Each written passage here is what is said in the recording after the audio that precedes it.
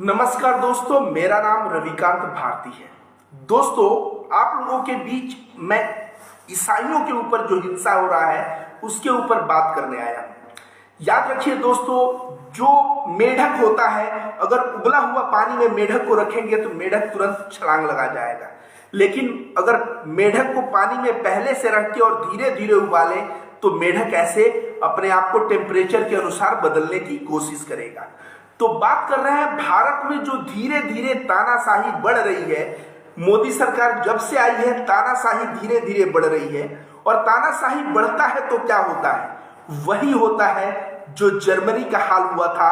Hitler जब Germany को किस तरह से तानाशाही से भर दिया था तो कितने लोगों की जान गई आप सभी जानते हैं। मैं आप लोगों के बात शुरू करने के पहले एक आदमी का नाम बता दूं जिसका नाम है मार्टिन न्यूमोलर। आदमी का नाम क्या है? मार्टिन न्यूमोलर। और यह व्यक्ति जब यहूदियों को मारा गया, जर्मनी का व्यक्ति है, मरने के पहले एक कविता लिखा है। बोल रहा है उस कविता में कि जब यहूदी को मारा गया तो मैं कुछ नहीं बोला क्योंकि मैं यहूदी नहीं था। जब कम्युनिस्टों को मारा गया तो मैं कुछ नहीं बोला क्योंकि मैं कम्युनिस्ट नहीं था। जब ट्रेड यूनियन को मार के लोगों को मारा गया तो मैं कुछ नहीं बोला क्योंकि मैं ट्रेड यूनियन के लोगों में से नहीं था। और आज सेना मेरे घर के बाहर खड़ी है, आज मैं मारा जा रहा हूं। तो मरने के पहले ये बात कहोगे, भारत में जैसे सीए एनआरसी पहले मुसलमानों को, उसके बाद ईसाइयों को, तो आप लोग भी एक दिन ऐसा आएगा आप लोग कहेंगे कि मैं मुसलमान नहीं था इसलिए मुसलमानों पे हो रहे अत्याचार के खिलाफ मैंने आवाज नहीं उठाया। कहेंगे मैं ईसाई नहीं था इसलिए ईसाइयों के खिलाफ हो रहे जुल्म के ऊपर मैंने आवाज नहीं उठाया। मैं किसान नहीं था इसलिए किसान जो आंदोलन कर रहे थे उन लोगों के साथ मैं खड़ा नहीं था। आप कहेंगे कि मैं डॉक्टर नहीं था इसलिए डॉक्टर लोग को जब परेशान किया जा रहा था तो मैं उनके बीच खड़ा नहीं था। और आज मेरी बारी है। क्या आप वही जो मार्टिन न्यूमोलर का दिन हुआ, क्या आप वही दिन देखना चाहते हैं? अगर आप वही दिन देखना चाहते हैं तो हाथ पे हाथ रख के बैठे रहे। अगर दिन नहीं देखना चाहते तो आप आवाज उठाएं, 2-4 लोगों को भी दिन में जागरूक करें और कोई भी सरकार की गलत गतिविधि के खिलाफ आवाज उठाएं। नहीं तो ये धीमे धीमे बढ़ती हुई तानाशाही, कभी कोर्ट को अपने अंदर में कर लेना, चुनाव आयोग को अपने अंदर में कर लेना, ये धीरे धीरे जो तानाशाही बढ़ रही है, एक दिन उस तानाशाही का गाज जो है ना आपके सर पे गिरेगा और तब शायद आपके दिमाग जो है काम करने लगे। आइए दोस्तों बात करते हैं ईसाइयों के ऊपर। जो 25 दिसंबर को ईसाई जो है मना रहे थे तो बहुत जगह हिंसा हुई है, झड़प हुआ है। इसके ऊपर मैं बात करूंगा। 171 वर्ष पुराना ईसा मसीह का एक मूर्ति को तोड़ दिया गया है, इसके ऊपर मैं बात करूंगा। आगरा में सेंटा क्लॉज के इसको मूर्ति को उसको जला दिया गया, उसके पुतले को, इसके ऊपर बात करूंगा। तमाम जगह हिंदू लोग क्रिसमस मना रहे थे तो उनको भी मारा पीटा गया है। तो मैं बात करूंगा कि ईसाई हिंसा आखिर क्यों हो रही है। अब देखिए कारण क्या है। ये लोग कह रहे हैं कि ये लोग धर्मांतरण करवाते हैं, ये दलितों को ईसाई बनाते हैं, ये आदिवासियों को ईसाई बनाते हैं। अब ये हिंसा शुरू कब से हुई दोस्तों? 22 जनवरी 1999 में ओडिशा में एक ग्रहम स्टेन नामक ईसाई मिशनरी था ऑस्ट्रेलिया का, जो आके यहाँ बच्चों को स्वास्थ्य और शिक्षा पे कार्य कर रहा था। उस बंदे को बजरंग दल के द्वारा जिंदा जला दिया गया। उसका 10 वर्ष का एक लड़का भी जिंदा उसमें जल गया, 6 वर्ष का लड़का। वे लोग भागने का, बच्चे प्रयास कर रहे थे, उनको भागने नहीं दिया गया और उनकी गाड़ी को जलाया गया था, उसी में वो मर गए।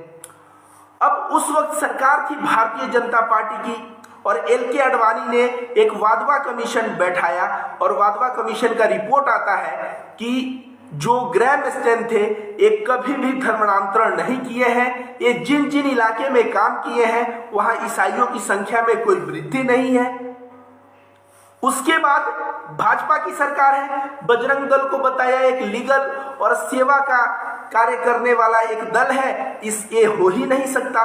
लेकिन दारा सिंह नामक बजरंग दल का एक व्यक्ति जो शेख रहमान नामक एक मुसलमान को मौत के घाट उतारा था, उसके बाद अरुण दास नामक एक ईसाई को मौत के घाट उतारा था, वही दारा सिंह नामक व्यक्ति भीड़ को ले जाके और जो है ग्रेम एस्टेन को आग लगवाता है और उनके बच्चे भी उसमें जल के मर जाते हैं। तो बजरंग दल का हाथ नहीं है और बजरंग दल का आदमी ही ये कार्य कर रहा है। आप समझ सकते हैं भारतीय जनता पार्टी की किस तरह की मानसिकता शुरुआत से ही रही है। अब आप लोगों से मैं पूछना चाहूंगा दोस्तों, जब भारत में इस सुप्रीम कोर्ट ने जब देखा गया इस दारा सिंह को फांसी की सजा हो गई थी, तो मामला फिर से सुप्रीम कोर्ट में गया और सुप्रीम कोर्ट कहता है कि ग्रेम एस्टेन जिनकी हत्या हुई है, ये दारा सिंह उनको एक सीख देने गया था, लेसन देने गया था। उस लेसन देने के दौरान ही उनकी मौत हो गई 2 बच्चों के साथ, तो इसको फांसी की सजा बहुत हो जाएगी, इसको उम्र कैद में तबादला किया जाता है। और जो हिंदू संगठन कई ऐसे अपने वेबसाइट और अपने ऑफिस में अभी भी हिंदू रक्षक बोल के दारा सिंह का फोटो सजा के रखते हैं, जो दारा सिंह एक मुसलमान और 2 क्रिश्चियनों को मौत के घाट उतार दिया उनके 2 बच्चों के साथ, और यह कहते हुए कि ये लोग धर्मांतरण करवाते हैं। आप लोग बात समझिए दोस्तों, गांव में भी ईसाई हेल्थ और एजुकेशन पे कार्य करते हैं और शहर में भी एजुकेशन और हेल्थ पे कार्य करते हैं। आप देखेंगे प्रत्येक शहरों में इनके सेंट थॉमस, सेंट एगस्टिन नामक स्कूल मिल जाएंगे और इनके हेल्थ सेंटर भी मिल जाएंगे। मैं प्रयागराज इलाहाबाद में रहता हूं। प्रयागराज में नाजरत अस्पताल है, उस अस्पताल का सेवा आरएसएस संघ के लोग भी लेते हैं। मैं बता दूं विश्व हिंदू परिषद के लोग भी लेते हैं, बजरंग दल के भी लोग लेते हैं, क्योंकि सस्ते में अच्छी क्वालिटी की वे लोग सेवा देते हैं, हेल्थ का उपचार करवाते हैं अच्छे अच्छे डॉक्टरों से। अपने बच्चों को सेंट एगस्टिन, सेंट थॉमस में भेजते हैं बीएसपी, बजरंग दल, आरएसएस वाले, ताकि अच्छी इंग्लिश पे कमांड हो सके उनकी। लेकिन इनको तकलीफ तब होता है जब गांव के आदिवासी और दलित लोगों को ये शिक्षा देते हैं, और शिक्षा देने का परिणाम क्या होता है? जल जंगल जमीन की मांग उठने लगती है, अपने अधिकारों की मांग उठने लगती है। तो आदिवासी जो एक गुलाम तबका है, उसको तुम इंजीनियर बनाओगे, डॉक्टर बनाओगे, उसको तुम जो है उसके अधिकारों के लिए अवेयर करोगे, परिणाम क्या होगा?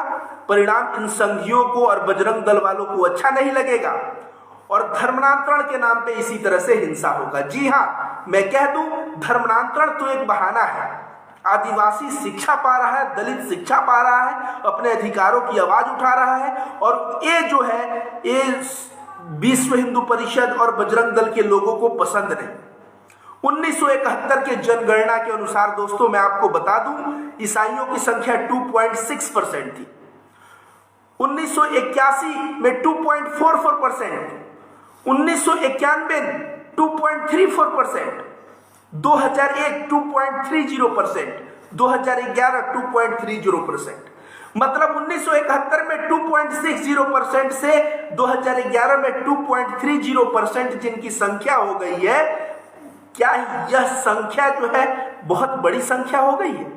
आपको पता है ईसाई धर्म भारत में कब आया था?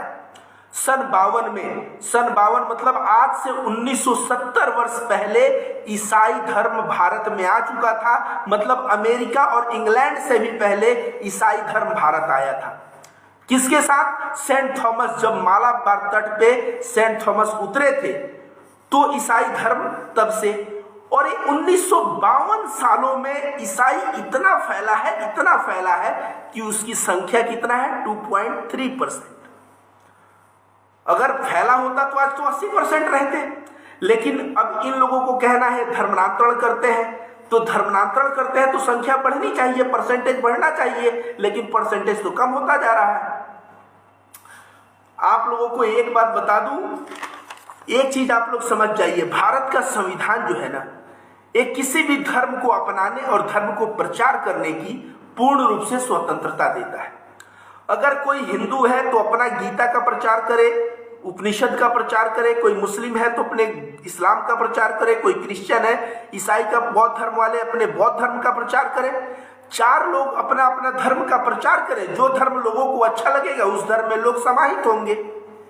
अगर मैं एक कपड़े का दुकान खोलूं और बाकी सबकी दुकान में मार मार के बंद करवा दूं, तो फिर मैं खराब क्वालिटी का भी कपड़ा दूंगा तो लेना पड़ेगा ना। तो हिंदू धर्म में क्वालिटी है, उस क्वालिटी गीता के पाठ को आगे बढ़ाओ, उपनिषद को आगे बढ़ाओ, बताओ हिंदू धर्म क्या कहता है, तब हिंदू धर्म, आप हिंदू धर्म का प्रचार करो, आप हिंदू धर्म को अपनाओ। लेकिन भारत के संविधान के अनुसार हर एक व्यक्ति अपने मजहब का प्रचार करे और अपनाए, उसमें कोई तकलीफ नहीं होनी चाहिए। लेकिन आए दिन मौलाना जहांगीर, मौलाना उमर गौतम, मौलाना कलीम, ऐसे कई मौलानाओं को अंदर कर दिया जाता है धर्म का नाम देके, ये धर्म परिवर्तन करवा रहे थे। आप लोगों को दोस्तों बता दूं, ये लोग कहते हैं धर्मांतरण के लिए पैसा आता है, तो पैसा का ऑडिट भी होता है और सरकार के संज्ञान में रहता है, सरकार जानता रहता है पैसा आया। आप आरएसएस का आज तक ऑडिट नहीं हुआ है दोस्तों, बता दें। आरएसएस के पास, विश्व हिंदू परिषद के पास इतने फंड जो है ये लोग घपला किए हैं ना, उसका प्रमाण है। विश्व हिंदू परिषद, एक बंदा जो है पांडे, कहता है 1400 करोड़ का गमन किया है अशोक सिंघल, जो विश्व हिंदू परिषद का अध्यक्ष हुआ करता था। तो विश्व हिंदू परिषद, आरएसएस, ये लोग कितना भी गमन कर दे हिसाब नहीं दे चलेगा। क्यों? क्योंकि ये लोग सरकार को लाने में भारतीय जनता पार्टी की पूरी मदद करते हैं, हिंसा फैलाने में मदद करते हैं, हिंदू वोट को पोलराइज करने में मदद करते हैं। लेकिन जहां बात आती है मुसलमान और ईसाइयों की, वहीं पे बात खराब हो जाती है। आप बताइए, ये जय श्री राम आरएसएस वाले कहते हैं, तो राम जब हम हिंदुओं के देवता है, तो आदिवासी और दलितों के देवता होने चाहिए कि नहीं राम? आदिवासी और दलितों के देवता भी राम होने चाहिए। लेकिन ये लोग क्या प्रोपोगेट करते हैं? दलितों के देवता हनुमान है, दलितों के देवता सबरी माँ है। अब सबरी माँ हनुमान, अब हनुमान, राम भक्त हनुमान कहा जाता है, राम भक्त हनुमान। मतलब अगर आरएसएस वाले जय श्री राम बोल रहे हैं और दलित को बोल रहे हैं जय हनुमान बोलो, इसका मतलब तुम उनका सेवक बन के रहो। ये सबरी माता को प्रमोट करते हैं, तो सौरी माता को प्रमोट करते हैं आप, जो है वही मैं कह रहा हूं कि आरएसएस जय श्री राम कर रहा है, तो दलितों को भी और आदिवासियों को भी जय श्री राम के तहत ये करो। तो वहां पे इनके देवता हनुमान जी, तो सौरी माता बनाई जाती है। आप लोगों को बात एक कह दूं दोस्तों, आरएसएस और संघियों का एक बहुत पुराना नारा रहा है। वो लोग कहे हैं पहले कसाई फिर ईसाई। पहले कसाई का मतलब पहले मुसलमान, और फिर ईसाई मतलब फिर ईसाई, मतलब दंगा और हिंसा मुसलमानों से शुरू करना है और ईसाइयों तक भी ले जाना है। और वो शुरू हो गया 1960 की कहावत कि पहले कसाई मतलब मुसलमान और अब ईसाई पे होने लगा ये बात। तो मैं आप लोगों को पहले ही कहा, भारत में तानाशाही चरम पे बढ़ रहा है। इसलिए मीडिया, इसलिए देखेंगे जुडिशियल हाउसेस, इसलिए आप देखेंगे हर इलेक्शन कमीशन, हर एक चीज देखेंगे भारतीय जनता पार्टी के इर्द गिर्द घूम रही है। और ये इर्द गिर्द जो भारतीय जनता पार्टी के घूम रही है, ये भारत देश में थोपे जाने वाले तानाशाही का एक बहुत बड़ा प्रमाण है दोस्तों। इसलिए मैं कहूंगा कि आप मार्टिन न्यूमोलर न बने। आप न कहें कि यहूदी को मारने आया था तो मैं यहूदी नहीं था इसलिए आवाज नहीं उठाया, मैं कम्युनिस्ट नहीं था तो आवाज नहीं उठाया, मैं ट्रेड यूनियन वाला नहीं था तो मैं आवाज नहीं उठाया। आप आवाज उठाइए, सीए एनआरसी के खिलाफ आवाज उठाइए, किसानों के बिल के खिलाफ आवाज उठाइए। आप हर एक बिल के खिलाफ, हर एक चीज के खिलाफ जो भारत के नागरिकों के हित में नहीं है, जो भारत के नागरिकों के शोषण के लिए बनाई जा रही है, जो भारत के संविधान के साथ खिलवाड़ किया जा रहा है, उसके ऊपर आवाज उठाइए। और नहीं तो एक समय ऐसा आएगा कि आप भी रोएंगे और रोते रोते कविता लिखेंगे। तमाम भक्त, मैं देख रहा हूं बैंक कर्मचारी लिख रहे हैं कि मैं मोदी को वोट देके बहुत गलत किया। तो आज उनको पता चल रहा है, एक दिन आपको भी पता चलेगा। इसलिए समय रहते जग जाइए। कोई कमेंट हो तो करिए दोस्तों, कोई बातें हैं तो पूछिए, नहीं तो धन्यवाद।